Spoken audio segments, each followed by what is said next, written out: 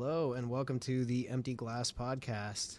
Keep your feet off the grass, shine your shoes, wipe your face. This is Matt. Sick Shrek reference, dude. This is Stefan. Thank you. I literally had to look up the lyrics because I didn't know it off the top of my head. Rose and I watched Shrek 1 and 2 and then like a little bit of 3 and said like, nah. Yo, skip 3, go to 4, honestly. Like 4's not bad. Yeah, that's the general consensus. Yeah, 3 is whack, 4 is smack. Like that good smack.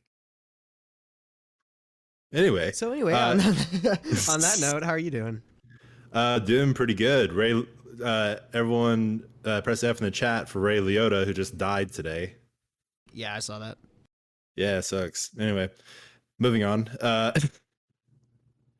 Did you hear about the Winnie the Pooh Blood and Honey movie? What?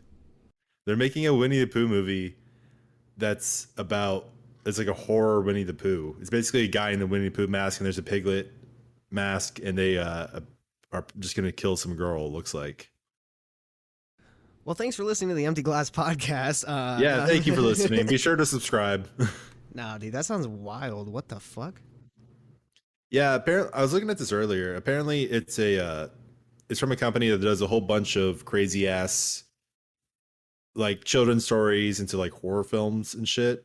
So their newest one is Winnie the Pooh. They did Jack and Jill. They did a Humpty Dumpty and shit like that. They're very low budget movies, it looks like, and it's probably gonna be like looking at the picture, which is a girl with probably fake boobs, like just she looks like a blow up doll essentially, just sitting in a hot tub with a guy in a piglet mask and then the guy behind him in a Winnie the Pooh mask with a like red shirt and overalls and everything. So I'm pretty sure it's just a clickbaity movie in the sense of like, hey, something important on wacky, but it's just one of those like asylum movies that you wouldn't blink an eye at because it's just so dumb. It's weird, like a lot of these people go straight to the like campier drive, I guess, with horror movies. And that's the trend I've noticed recently. So, I mean, I'd be willing to give it a shot. No. I mean, not for me. I mean, it just legit looks like a like pass, like hard pass. Okay. But aside from that, Disney has released a bunch of trailers today also. Did you hear about this? No. Today? Yeah, a couple trailers. I had not had the opportunity to really watch any of them, but they released the Star Wars Andor trailer, the guy from Rogue One. Diego Luna. And more interestingly, they released a little teaser trailer for the upcoming Willow show. Oh, cool. With Warwick in it. Nice. Hell yeah. That is what I'm talking about, my gamers. Well, at least they're kind of going a different direction with the IPs that they now own. Obi-Wan comes out tomorrow, so what do you mean different direction? They're going in what regard? They're not focusing solely on like the Marvel superheroes or the Star Wars. They're going to Willow, which is an interesting take. I mean, obviously they're doing more Star Wars. Yeah, it's not a different take. It's more just like adding on. Right. I mean, what I'm saying is it's just like it's different for them to be going to an IP like Willow. No, that's a Disney formula of exploiting any property they own. Yeah, but I mean, it's cool that Warwick Davis is still going to be Willow, or yeah, he's Mr. Willow. He's Mr. Willow. Correct. Yeah. If I ever meet Warwick Davis and be like, my favorite role of yours. What was the baby's name? I don't remember. We watched this movie 2 years ago. Not for the first time, but we rewatched it together. So I don't remember. Mad Madigan. Yeah, it's my favorite shit. I'm excited for Obi-Wan. What about you? Yeah, I'm gonna watch it. And what's it called? Stranger Things 4 comes out tomorrow too. Dude, it's so funny. I was actually talking to someone about this yesterday. I don't care. Like, I'm sure Stranger Things will be good. I'm sure it'll be entertaining and stuff like that. Like all the actors in it are so good, but at the same time, it's been like almost 3 years since the last season, which the last season kind of had a fairly definitive ending, at least for me. Is like they always have the little stupid teaser. It's like, oh, you know, Russia. Yeah, but it's happening. Like, it also ended like very definitively for me that I was like, I don't need another season. or if I did need another season, it needs to be a lot sooner, which, COVID came in and fucked everything and delayed everything. But I still haven't even watched a trailer for season 4. Um, and I don't know, maybe I'll check it out at one point, but it's not anything I'm jumping the gun on anytime soon. Yeah, Stranger Things always like did a good job of keeping me watching though, so I wonder if this one will do the same thing. Season 3 I was like not as gung ho about. I feel like they kind of took a step back. They started to kind of go more of the Horror. campy um survival. I almost want to say Dawn of the Dead because they're like in the mall, you know? So Well, the thing but like is like with also comedy aspects, but then then they bring the real shit in there, like spoilers when Sean Astin dies, or when the Hopper Detective Hopper dies. So well, they kind of tug at the heartstring. Well, okay, quote unquote dies. He's not dead. All right, but what I'm saying oh yeah, is spoilers by the way. that's what I think. That's what I think. What didn't work for me so much with season 3. It just felt like a step back, where I felt like season 1 and season 2 were very adult and very smart about how they didn't show the monster, and like even the monster spawns were very creepy, and everything felt a lot more high stakes. By the time it's season 3, it's kind of more like a episode of Scooby-Doo meets Shaun of the Dead meets Dawn of the Dead. So here's the thing. Very slight. This is not the cursed episode like last week, so we can slightly disagree here. Last episode we were cursed and we agreed with each other constantly. Now, who knows what will happen, but a slight disagree on that. I do think they upped the comedy in season 3, but that's only because the monster was a lot more grotesque because it was literally taking corpses in order to build itself. I remember really liking that aspect and being like, man, this monster's gross compared to the first 2 seasons. Because the concept, and also imagining like a kid watching it. I mean, my mom who likes Stranger Things, who doesn't really like a lot of gory stuff, she was kind of squirming a little bit at how grotesque the monster was in the 3rd season. So I think they probably had to update, or not update, but up the comedy to offset that a little bit, which don't know if that's true or not. I would understand if that was the case. I felt Uh, I felt like they upped the comedy because it was like a summertime. Because the show would normally come out near Halloween or like in the fall, and this season for whatever reason came out in the summertime, so it like has summertime vibes. It's supposed well, to feel yeah, like a campy horror movie instead of being um, more psychological thriller and more jump scare-y. I don't know. Well, I mean, either way, I appreciated the showrunners had a each season because I feel like every season is a different kind of season in the year. Halloween, whatever the first one was, but it's I like that they have each season kind of feels different on its own. That is how you keep a show refreshing. I did like the deaths that they did in season 2. I thought Harper's death was good. I'm a little annoyed that they're backtracking on that because I thought him being sacrificial is good. But of course, he's one of the most popular people in that show, so why would they write him off? I don't know. Because at the end of season 3, I was like, this. Although the kids weren't the main part of it, they were a huge chunk of it. It's like this was like a coming of age story that I liked. It was kids kind of finding their way, and season 3 ended with them having to go their separate ways, which is a hard truth of life. I think when friends depart, like after high school or at any point, that's a hard wake up call and a coming of age tale in itself. So when that happened at the end of season 3, when 11 went away, I was like, okay, these kids for me in this story have kind of hit their arc. At this point, they've grown up, and like I said, although they weren't the main part of the story, they were the biggest part, the biggest focus. So after that, I was like, I'm okay with it ending now because I don't need to see them be adults. I don't need to see them be teenagers, and that's exactly what the newer season is. I'm just like, I'm good. It still could be very good, but I'm like, I'm good. I don't need more of that. Yeah, I I agree. felt fulfilled, is what I'm saying. At the end of the day, I felt fulfilled with season 3 ending. But we'll see. Eventually, I will watch the new Stranger Things, and I'll get an opinion on it. So we'll go from there. Cool. Yeah, I'm definitely gonna watch it because Rose has been on like a serious horror kick for a while. I don't even know where it started. Maybe somewhere with like Sixth Sense, but I told you we watched that movie Wounds, and we were both caught up with Scream, so we both watched the new Scream. Oh my God. Okay. Can we talk about the new Scream? Um, yeah, yeah. Let's give it a little bit. I mean, I feel like that might be all it deserves from me. No, because I think I also talked about it too. Like when I first watched it, I mentioned I wasn't a huge fan of. I said that because I imagine you guys watched all the Screams first before watching the last one. We both have seen Screams 1 through 4. Like I reminded her of the plot of Scream 3, and she was like, "Yeah." And then she was like, "And what's the one with like Emma Roberts or whatever?" And I'm like, "That's Scream 4." So Yeah. we had both seen all of them up until this one. So fans really liked the newest Scream, and I thought it was definitely better than three. Three definitely better than three, which three is the worst in my opinion. And I Yeah, would that's the one say, with like the movie set where they're like making the slasher or the cut whatever slash movie or whatever. yeah, and I would say better than four, even though I like four, and then Stab. probably, yeah, and then probably tied with two. But at the end of the day, I hated how overly tongue in cheek the fifth one was. It Yeah, was that's my way, biggest gripe. It's like way it too was on the way nose. too self aware.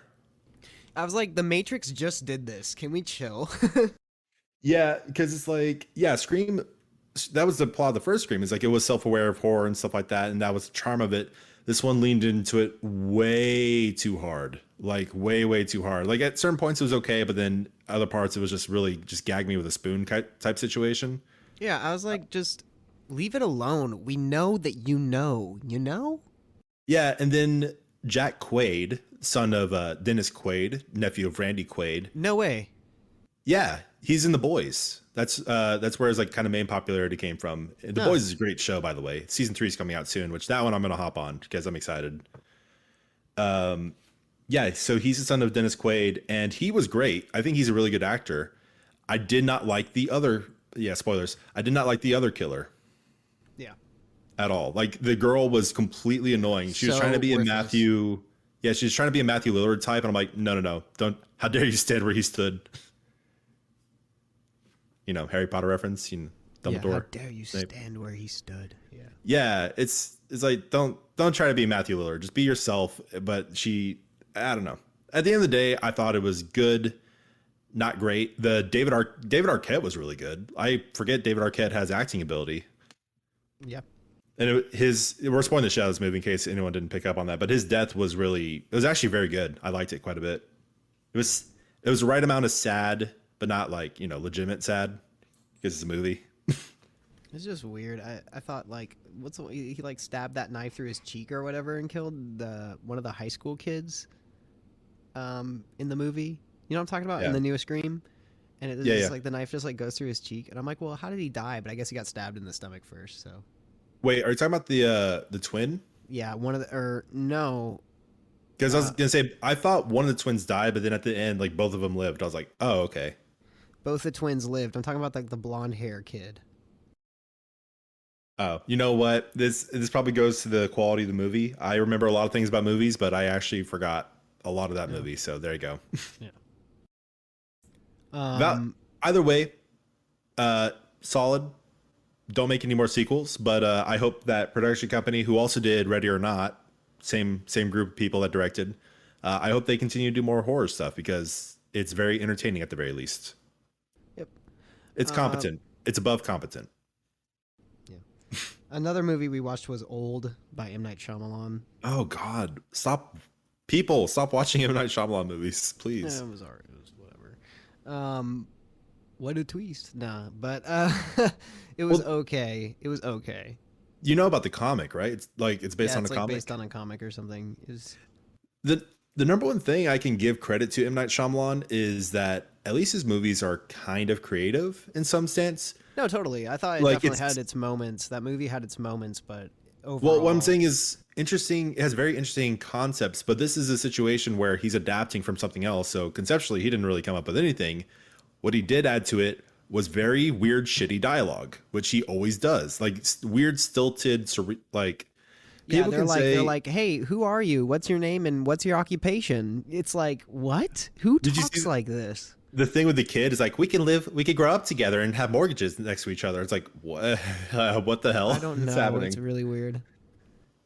Some people could say like, "Oh, he's doing it to put you in a surreal, like kind of Twilight Zone thing." It's like, yeah, but a Twilight Zone thing is that dialogue is the reason that the shit is weird. It explains why they talk like that, but that's just how they talk in those movies. And it's Yeah, all of his it's movies. very robotic and just odd. Like no human being has a thought pattern like that, except for maybe M Night Shyamalan. But I thought the movie was conceptually cool, and it definitely had its moments of like, oh wow, that's crazy. Right, but once Spoiler again, alert: there's like a DK.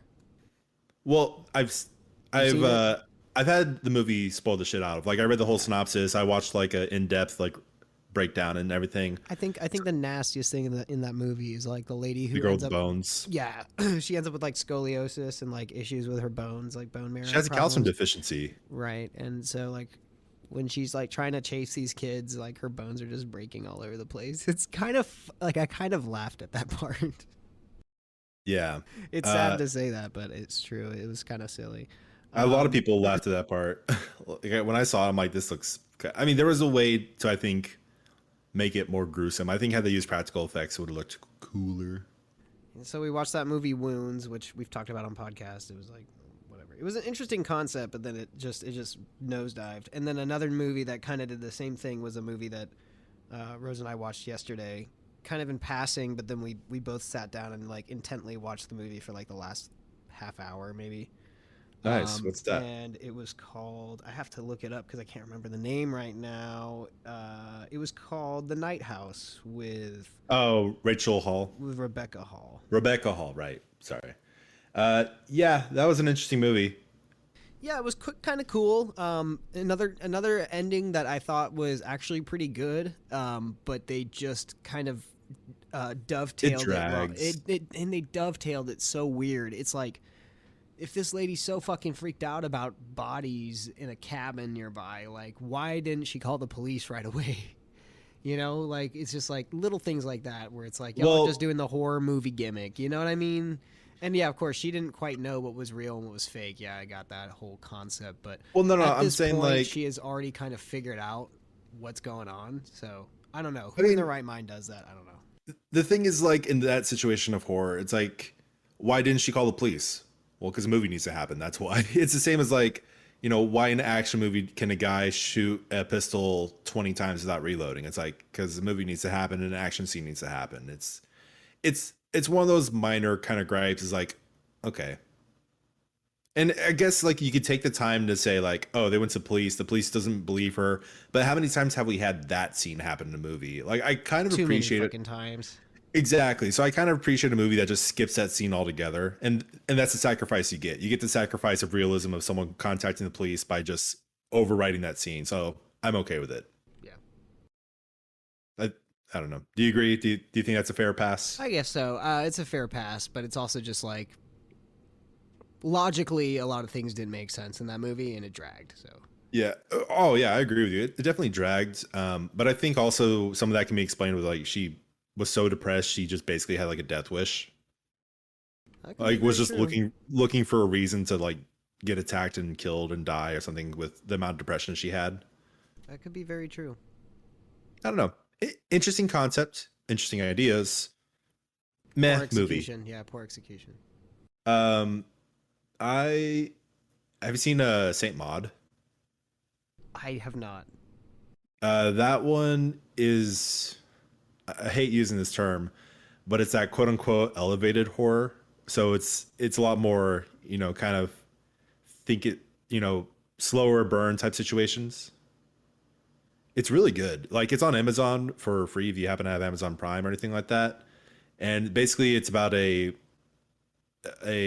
assisted living nurse is helping a woman who has cancer. She's generally the woman who has cancer like used to be a dancer. She's very young and stuff like that, and she she's a total bitch to this nurse who also recently became extremely devout in her faith due to a certain circumstance, which they kind of allude to in the movie, and she starts experiencing like weird signs from God, like just she has weird moments that are incredibly intense, and then it also kind of bleeds in and becomes one of those movies that you don't know like what's reality, what's actually happening and stuff, and it's just kind of like a slow burn that turns into this like really intense like what the fuck is going to happen type situation.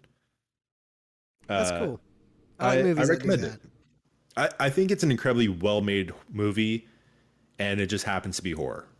So yeah, great Nice. movie, and then has scary moments. Nice. I'll have to check it out.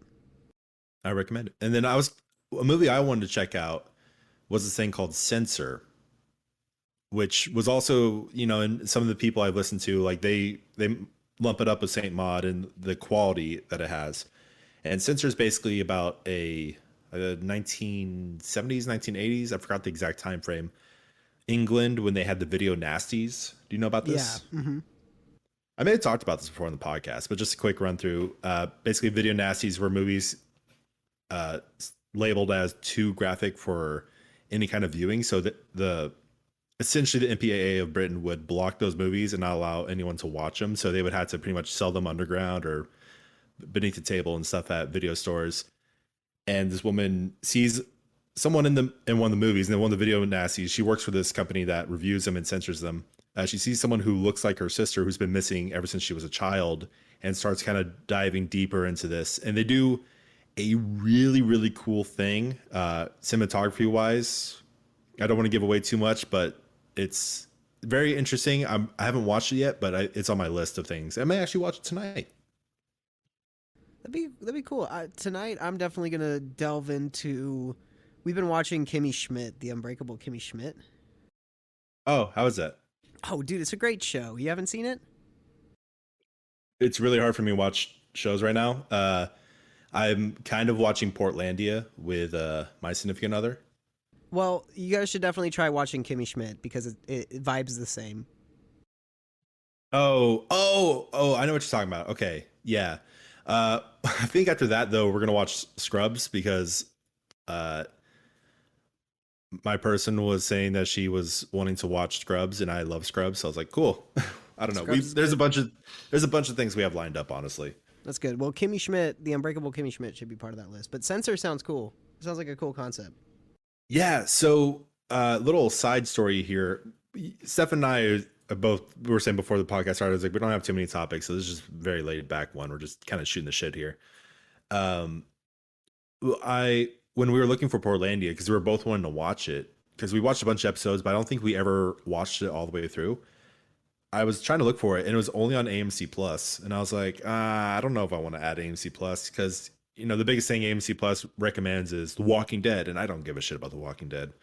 Um, and it also has like Mad Men. Excuse me, I'm sorry. They also have You're Mad okay. Men. I do that all the time. That's why I have the mute switch. That's why I use the mute switch on Yeah, I didn't. because I fucking burp, I bump my mic, I drink drinks, I'm I coughing. I have a mute switch too, but that came out of nowhere, like just 100%. Anyway, Yeah, I do like like a keyboard on my keyboard. That's my mute switch. You can set that up in Discord. no, I have that too. I'm just saying it literally no time for anything. It just Oh, got you. as I was talking came out. But they also had Mad Men, which I always wanted to watch more Mad Men. I watched like the first season, so I was like, okay, whatever. I'll get AMC Plus for 7 days and see where that goes. It's just a trial run, and it was hitting towards the end of the 7 days, and I popped open, you know, AMC looking through their stuff on my Amazon. I was like, I can't justify keeping this just for one show. And then I looked down and it's like subsidiary channels, like things owned by AMC. I'm like, oh, what's this? And I saw that they own Shutter, and I fucking love Shutter. It's Is all it a horror movie? movies. It's a movie? No, Shutter is a streaming service, but only for horror movies. Shutter Oh, has cool. all horror movies, like all the obscure weird shit you'd ever want to watch is all on Shutter. And I was like, oh my god! And I was going through all the movies on Shutter, and I literally found like 15 movies I wanted to watch Wow. because they got like goofy horror movies, they got dark shit, they got their own shows, they actually have their own version of Creep Show, which is great. And I'm just like, fuck yes. Oh, so that was my justification of keeping AMC Plus because it's just every horror movie I'd want to watch is basically there. So I recommend it. It's nice If that you they guys, bundle. It's nice that they bundle that together. yeah. So if you and Rose are in a horror mood, I would definitely recommend. I think they have a trial run. You can do a trial run of Shutter and pick out some movies because they got some great stuff. But Shutter's And included with AMC. I believe so. Yeah. Well, so yeah, I might try that. That sounds cool. And then also under AMC is Sundance. Sundance has its own kind of streaming service. So if you are someone who likes watching indie films or like weird avant-garde shit, that's the perfect place. I opened up Sundance, I looked through all the movie listings, and I'm like, I've never heard a single one of these movies, and that makes me really excited. That's awesome. That's incredible. Yeah, so anyone curious about the AMC Plus deal, better than the Paramount deal, so go for it. Well, fuck yeah. Well, we're just about at the middle mark, so or whatever this is in this podcast. So at this time, I'd like to remind you guys to go to theemptyglasspodcast.com. That's where you can link out to all of our different podcast apps. We're on Apple Podcasts, we're on Spotify, we're on Google. We're the fucking everywhere. We're everywhere. We're omnipresent. So go to www.theemptyglasspodcast.com, and that's where you'll find all of our shit. How was that? Good. I would appreciate more of a movie announcer voice, but it's fine. I tried my best. No. No, I'm kidding. I thought you were gonna go for it, and I was like, I was gonna cut you off. No, I tried my best. You okay? Well, your best was very good, Stefan. I'm very proud of you. Thank you. You're a handsome young man. Who did you hear about all the shows Sony is making? Oh no! Like what? Sony announces Horizon series for Netflix. What? Like Horizon Zero Dawn? Yep, and God of War series for Amazon. Okay. And a Gran Turismo show. A Gran Turismo show. Great. Yep. Wonderful. No, I mean, no Ratchet and Clank Gran Turismo. Okay, got it. Yeah. No fucking Ghost of Tsushima. Ratchet and Clank. I don't need a Ratchet. We're going with a fucking Forza or whatever. What'd you say it was? Gran Turismo? Yeah, Gran Turismo. Yeah, what the fuck? Yeah, and then Amazon's also working on the Fallout TV series from the creators of Westworld and the Mass Effect show. Heard about that one. Yeah, and then the Last of Us TV show is coming out to HBO soon, and then Peacock is working on a Twisted Metal series. So many things. Oh, actually, Ghost of Tsushima is being adapted into something. They haven't confirmed if it's a show or movie, but that's definitely working on. Wow.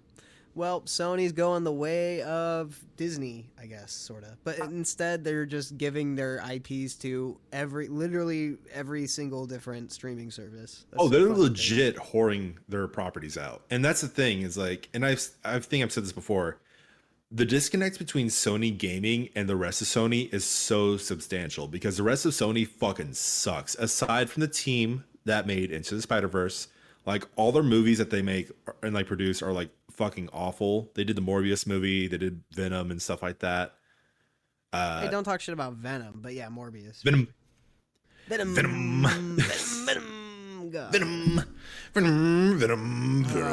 Stop, dude. We're gonna get fucking copyrighted by Oh, Marshall shit. Mathers is gonna show up and be like, "Yo, why you taking my songs?"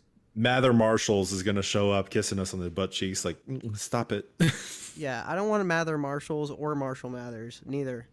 Man, I remember my mom was like, hey, Matt, would you like me to spread some, never mind, it's fine.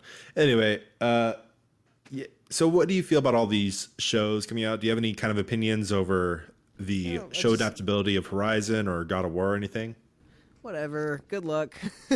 Yeah, don't care. I'm over it, man. Fucking Halo killed it all for me. So obviously, showrunners don't give a fuck about the video games and will do whatever they can to formulaically make their show Game of Thrones. So I wouldn't be surprised if literally all of them end up being Game of Thrones. I am so like, did we not grow up in the same generation of all these like video game movies that didn't work? Like, where have you been, dude? Oh, I know they haven't worked forever, but now I'm just saying the popular thing is they're gonna make it like Game of Thrones. Like that's the popular thing to do. So I am legitimately interested in the Last of Us show because you got Pedro Pascal who basically played a space version of Joel's part, just a little bit nicer in The Mandalorian, and Pedro Pascal is a very good actor. Other than The Mandalorian, have you seen him in anything else? He's in Narcos, and he was also in that movie Casa de Mi Padre. Right, but did you actually watch Narcos or anything? Yeah. You did? Yeah. All of it? Yep. That's like fucking 10 years ago now, almost. All 3 seasons? Yep. Your tone, I don't know why I can't just buy your. It sounds like you're fucking with me. No, I watched fucking Narcos, bro. It came out in like 2017, 2015 or some shit. Yeah, I watched all three fucking seasons. Okay. That's how I knew who he was before The Mandalorian.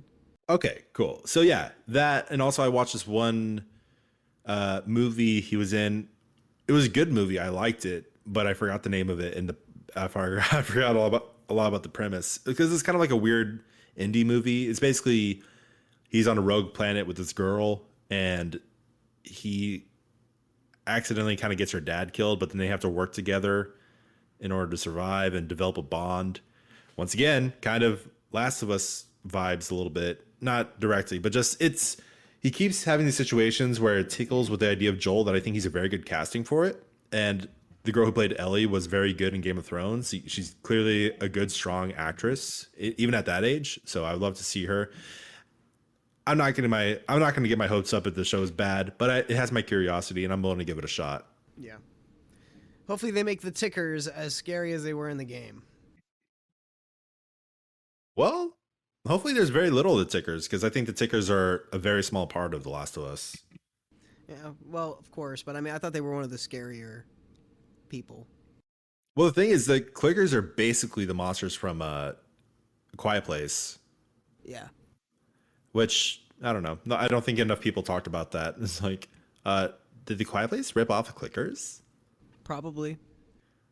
Ah, man. Speaking of quality, the Uncharted movie. Did you watch it? No, fuck no. Why would I spend my money on that garbage? Yeah, no, I didn't watch it. I don't ever want to watch it. Like, even if it was free, I would still probably be like, I'm good. Yeah, no, I'm okay. Thanks, though. I'll just play the game, thank you. I don't want to watch two. I've already watched enough hours of the guy who looks like he's got a frog stuck in his mouth. Long enough. Uh, Tom Holland? Yeah, he's got a little secret frog. He doesn't want the world to see it, so he keeps it hidden. Right. We talked about this. Right. Uh, It's so just a fact. did you finish Moon Knight, by the way? No. Oh, okay. I'm sorry. I didn't mean to offend you. No. I No. haven't really, like, it's just been watching the movies that Rose has had in passing, and that's it. At night, usually we watch like an episode of Kimmy Schmidt and then go to bed. That's been the move. Yeah. My girlfriend's been kind of out of town for a week, so haven't really watched anything. I just fuck, man. Early relationships fucking suck, in the sense that like you completely derail like any kind of like pattern, like workout patterns and shit you had. Like you got to kind of like get used to the relationship first before you could reestablish or integrate those patterns you had beforehand. It's all interesting. Yeah, it's just you gotta get good with time management. Yeah, you just That's need to take it. each other. You just need to start taking each other for granted, so that way you can be Granite, like, all yeah, right, for granted, like the material you build with, you gotta start taking each other for granted. why do you have to be such a dick? I've never been mean to you my entire life, Hey, fucker, and you're being yeah, a fucking shut the twat. fuck up. Shut the fuck up. That is a Oh, lie. That is a lie, and you know it. so are you getting the Harry Potter game on PS5? Yeah, not on PS5, but yeah. Well, I'm kind of leading into a thing like the Harry Potter game, which it had an exclusive advertisement. So to my knowledge, this is the first one where they're exclusively advertising the difference. Um, they're adding like a whole bunch of features exclusively to the PlayStation 5 controller, because it has, different feedback options than like any other controller. So number one being the haptic feedback, the special vibrations are going to be in tuned a lot, but also apparently the triggers, which have, or sorry, those are haptic feedback triggers. I think I don't know. I forgot the exact wording they use for each one, but since the triggers are so special and had different kind of pull or push depending on what game you're playing, and the developers can tweak that to like automatically lock in, it'll be a situation that you can have different spells depending on the pressure that you put on the trigger. Oh, So that's like, cool. so the trigger will, for example, have one setting with a certain amount of push, and then if you push past that, it'll do a different setting, which will do like a different spell. So allegedly, and like I'm saying, this is all released in a trailer, and like the developers of the game also said it will be a very different experience playing on PlayStation than it will be anywhere else. And I thought, Uh, Interesting. Gimmicky sounding to me. I'd rather just use the D-pad to select my other spell on the Xbox and have no frame dropping. But Why would- I'm like, it's not enough for me to justify a PS5 still. It's I'm just not. like, Listen. I know Bucko, you're I'm not. not trying to I sell know. a PS5. I know. You're just telling the story. I'm talking about this is just my opinion of what the developers are pushing. I'm like, But okay, I will say I appreciate that because after playing a PlayStation 5, and I forgot exactly what game it was, but there was a game that was like that. Like, depending on how hard you squeeze the trigger, different actions would happen. It does feel like different buttons in one area. So it's basically adding, like the Xbox One Elite controller had those like switches in the back. It's like having that, but all in the same trigger that you're using. Oh, Returnal. Returnal did that. So like depending on how hard you press the trigger, you would have different fire options. And after I kind of got used to that, like it was a new thing at first, but once I got used to it, it was incredibly helpful. I didn't have to keep track of two more buttons on the controller. It was all in the same location. I just had to keep track of how hard I was pushing it, which wasn't that hard. So I don't consider that a gimmick because it can be used in a very good synthetic way of how you naturally play video games. And I appreciate that even though this is multi-platform, the Hogwarts Legacy people are using that feature where they can, rather than, that feature never going used again in any other game. It is still being used even if it's going to Xbox. But Xbox players, PC players are still not being deprived of this game. They're just using the PlayStation 5 controller where they can and still being inclusive with everybody else. I definitely agree with that. It's, they're using what they should be using, but I disagree with it not being a gimmick. It's still a gimmick because it doesn't change the entirety of the game. We're not talking about like how the Harry Potter games used to be, which is like the PlayStation 1 is, drastically different from the PlayStation 2, which is drastically different from the PC. It's you're actually playing three different Harry Potter games when you play them that way. So I agree that, like, I'm glad they're not, nixing stuff on the other versions, the other ports of this game, and like doing exclusivity content other than controls. I mean, it's just a control gimmick. It's like with the Wii, you got motion sensor, and that was absolutely a gimmick. So I call it a gimmick because it's small. It's too small to change the overall accomplishment of the game or whatever they're trying to fucking do, or like it doesn't change the overworld. It doesn't change the story. It's just a different way of playing it. I call it a gimmick. I disagree with your disagreement slightly. Now, I would say a gimmick, if we're going to talk about the PlayStation 5 controller as a gimmick, if we're going to focus in on that, the gimmick aspect is a touchpad on the controller. Now, if they access the thing of Harry Potter where like, ooh, the touchpad allows you to make a spell, that's a hard gimmick. I'm in hard agreement with that. But and like I said, it's so how's that any different than pushing the trigger down differently? Well, Stefan, I'm explaining it. If you allow me to, I'd explain it. I'm explaining it. Is if you play like a game like Returnal, where it is legitimately a game changer. Like it really is. Like once you play with it, you're like, wow, this is a really cool feature. It is. Yeah, okay, I know the way I say that makes it sound gimmicky, but it's the same as like if you go back to like an older controller, it doesn't have like an R2 L2. It only has like 5 buttons on it. It's like, is it a gimmick that the new controllers have more buttons on it, or is it just kind of improving your way to play? Well, a gimmick is literally described as an alter or an argument with an extra device or feature, typically a trick or device intended to attract attention or differentiate. So to me, it's literally the definition of a gimmick. It's just a different way to control the game. I wouldn't say that it's necessarily smarter or completely revolutionary to put these extra button functionalities in your trigger. It's cool. I'll give them that, but I don't think it's game changing or super revolutionary because I doubt we're ever going to get away from 4 face buttons, a D-pad, 2 analog sticks, 2 shoulder buttons, and 2 triggers. We're not going to get away from that. Okay, so I will. I see where you're coming from, and I do agree with you to an extent. It's just it is hard for me personally to call it a gimmick because, like I said, for me, or not like I said, but for me, gimmicks are just fucking useless for the most part. It's like I don't need this. And true, you don't need the triggers to push back a certain way in order to play the game differently. That is very true. But I think it really does change their not change the overall gameplay, but it improves the overall gameplay, like in a legitimate way. And so, yes, I will concede. Yeah, and like I said, at least they are, using the technology. It's not just there and then pointless 6 months later, 2 years later. I would like to just put it somewhere in between gimmick and just useful feature. Yeah, I don't want to put in the full gimmick category. If you're a PS5 person and you own one, good for you because at least the developers are using that trait. But to me, a non PS5 owner, I'm like, it's just kind of like cool. And that's a situation that you will just have to play a game that has it. Honestly, like before I started doing that, when I first saw that Returnal did it, I was like, that's kind of lame. But once I played it more, I was like, I appreciated it more.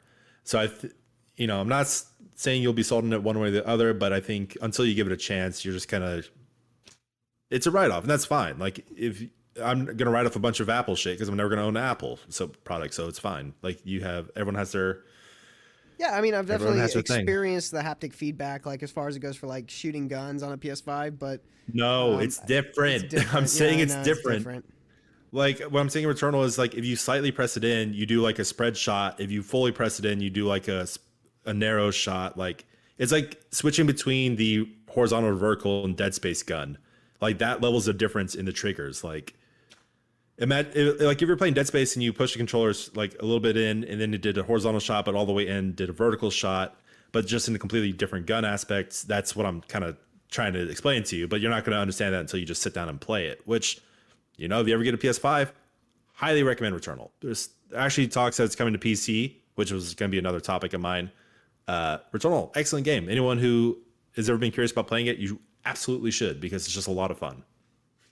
Oh yeah, hell yeah. Yeah. Man, I should have cursed this episode. How did I curse the last episode? I don't know. I didn't I call you like a soy boy or something? No, not a soy boy. I don't remember, but it was something weird. A soft boy. No, it was something boy. I don't remember what the fuck it was, but damn, I miss it. Like brother, it was like something brother. Oh, you're right, man. I miss us being on the same page. What happened? Okay, shit happens. Well, I'm down to call the episode. I don't know about you. Have a little shorter one this week. Because I'm not fresh out of fucking topics, unless you got anything. No, man. I really appreciate you, and you should watch The Boys. Okay, The Boys. The Boys. The Boys. Wait, all right. Do you want to do the closing? Wait, what? I'm sorry, I didn't. I was just appreciating talking to you. That's fine. You can end the episode. I don't care. Whoa, damn, dude. Okay, well, here you do the. No, this is the last episode of the Empty Glass Podcast. I'm done. Oh shit. I'm sad. It's up on the screen. Though. It's up on the screen. It's waiting for you. No, I don't want to. You hurt my feelings, and you need to kiss my boo-boos to make me feel all better. No. You don't want to kiss my boo-boos? I really don't. I don't want to get whatever you can get from getting blood in your mouth from another person. Malaria. Well, syphilis. I want your syphilis. No. Please plug.